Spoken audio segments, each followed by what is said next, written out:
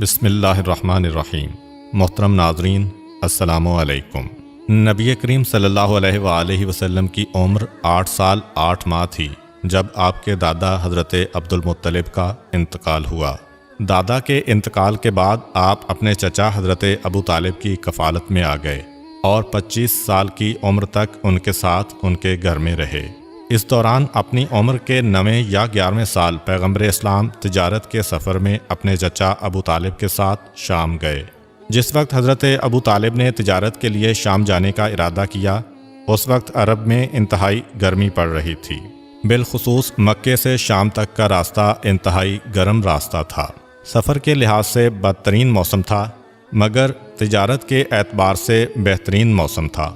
حضرت ابو طالب کے اوپر پورے خاندان کی ذمہ داری تھی، بلکہ خانہ کعبہ میں آنے والے مہمانوں کا سارا خرچہ بھی جناب ابو طالب برداشت کرتے تھے، اس لیے تجارت کے سفر پر جانا ضروری تھا۔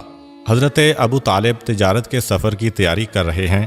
خاندان کے بزرگ یہ دیکھ کر حیران ہو گئے کہ ابو طالب کی تیاری اس طرح ہے کہ جیسے اپنے بھتیجے کو بھی ساتھ لے جانا چاہ رہے ہیں۔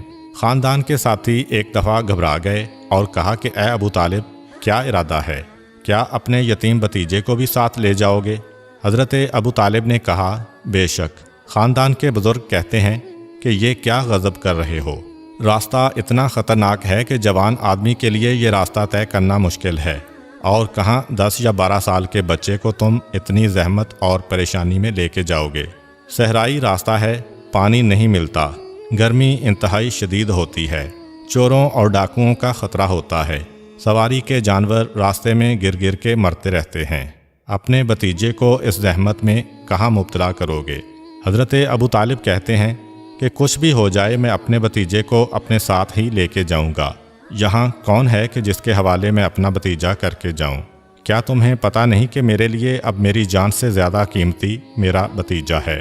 اور اسی وقت میرے دل کو یقین اور سکون ہوگا جب میرا بھتیجا میرے ساتھ ساتھ رہے۔ یہ ایک امانت ہے کہ جو میرے سپرد کی گئی ہے۔ جناب ابو طالب کا عزم اور ارادہ دیکھ کر خاندان کے لوگ خاموش ہو گئے۔ حضرت ابو طالب نے پیغمبر اسلام کو لے جانے کا ارادہ کر لیا، کیونکہ یہاں چھوڑ کر جائیں تو دشمنوں کا خوف اور خطرہ ہے۔ خاندان والے کتنی ہی حفاظت کریں، مگر وہ تو اس طرح حفاظت کریں گے جیسے بزرگ بچوں کی حفاظت کرتے ہیں۔ اور حضرت ابو طالب کو معلوم ہے کہ یہ ایک عام بچہ نہیں ہے، کیونکہ عام بچے کی حفاظت اس طرح کی جاتی ہے کہ کہیں راستہ نہ بھول جائے، کوئی جانور حملہ نہ کر دے، اور زیادہ سے زیادہ یہ کہ کوئی اغوا کرنے والا اٹھا کر نہ لے جائے۔